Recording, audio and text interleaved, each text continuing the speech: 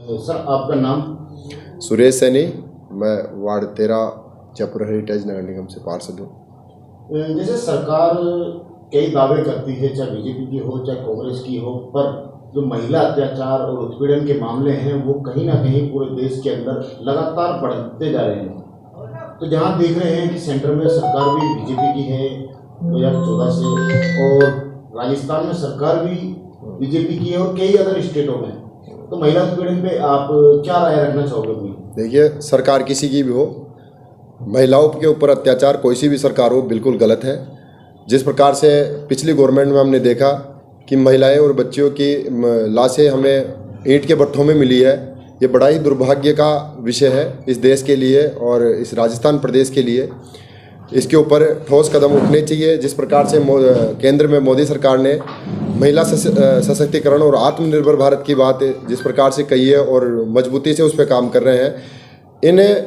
ऐसे मुद्दों को लेकर इन पर ठोस कार्रवाई होनी चाहिए, ठोस सजा का प्रावधान होना चाहिए और महिलाओं के अत्याचार जिस प्रकार से हो रहे हैं उनमें रोकथाम होनी चाहिए। जैसे आपने अभी कहा कि मोदी जी ने इस महिला शक्तिकरण को बढ़ावा दिया है, जागरूक किया है, पर कहीं ना कहीं 2014 से देश के अंदर बीजेपी की सेंट्रल गवर्नमेंट बनी हुई है, तो क्या जो 2014 से बीजेपी एक कोई ऐसा महिलाओं के लिए कोई ऐसा कानून पास नहीं कर पाई? नहीं, देखिए इसमें यह है, पिछले 70 सालों से कांग्रेस का राज था। देश के संविधान का जो ढांचा है और देश का संविधान है और देश को जो खोखला करने का काम किया है वो केंद्र कांग्रेस की सरकार ने किया है। 2014 के बाद काफ़ी सुधार आए हैं, महिलाओं के प्रति काफ़ी ऐसे कानून बने हैं जिसमें महिलाओं को सुरक्षा प्रदान की जाती है। जैसे सूरज जी, एक चीज़ देखी जाती है, सेंट्रल गवर्नमेंट कोई भी फैसला संवैधानिक तरीके से सदन में बैठ के रातों रात एक कानून को पास करके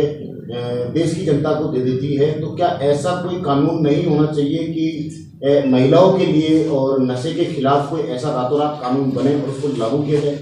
बिल्कुल बन सकता है और पिछले समय में आपने ऐसा देखा भी होगा कि जब मोदी सरकार है, मोदी है तो मुमकिन है, ऐसा पिछले समय में आपने देखा है। 2014 के बाद में चाहे रातों रात करने की बात है उस कानून की, तो चाहे 370 हटाने की बात हो, 3 तलाक, ये भी एक महिलाओं के सशक्तिकरण, महिलाओं को ताकत देने वाला ही है, जिसमें 3 तलाक हो और 35 से हटाना हो, राम मंदिर बनाना हो, एयर स्ट्राइक करनी हो और सर्जिकल स्ट्राइक हो। तो ये तो क्या है, केंद्र में अगर मजबूत सरकार है अपनी तो मजबूत ही फैसले लेती है जो 2014 से लिए जा रहे हैं। पर 2014 के बाद में कोई ऐसा कानून क्यों नहीं ला पा रही बीजेपी जो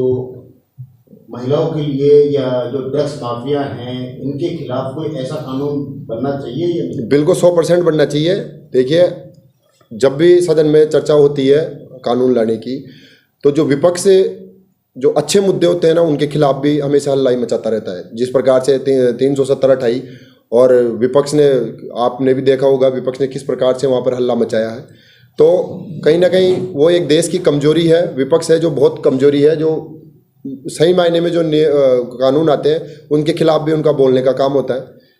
जैसे अभी इसने सुप्रीम कोर्ट ने अभी आदेश दिया कि आरक्षण के मामले में कि साहब ये जिसके पास नौकरी है ऑलरेडी संपन्न है उसको कम करके और जो बिल्कुल लो है उनको दिया जाना चाहिए, लेकिन फिर भी भारत बंद हुआ ना, तो ये एक भारत के देश के लिए एक बड़ी विडंबना है। अच्छा सूरज जी, अभी जो कोलकाता के अंदर जो ये रेप केस हुआ, इसके लिए आप महिलाओं को क्या संदेश देना चाहते? बिल्कुल, ये ऐसे देखो, मैंने पहले भी कहा है कि ऐसे कृत्य नहीं होने चाहिए और ये जो भी हुआ है ये बिल्कुल गलत हुआ है और भारतीय जनता पार्टी का राष्ट्रीय स्तर से लेकर के बूथ स्तर तक का कार्यकर्ता इसकी घोर निंदा करता है और महिलाओं को इस विषय के अंदर बहुत जागरूक रहना चाहिए और ऐसे मामलों में सरकार को महिलाओं के साथ कड़ा रहना चाहिए 100%, और खड़ी भी है केंद्र की सरकार जहाँ तक है। लेकिन महिलाएं, मोदी जी का जिस प्रकार से आह्वान है कि आत्मनिर्भर बने और जहाँ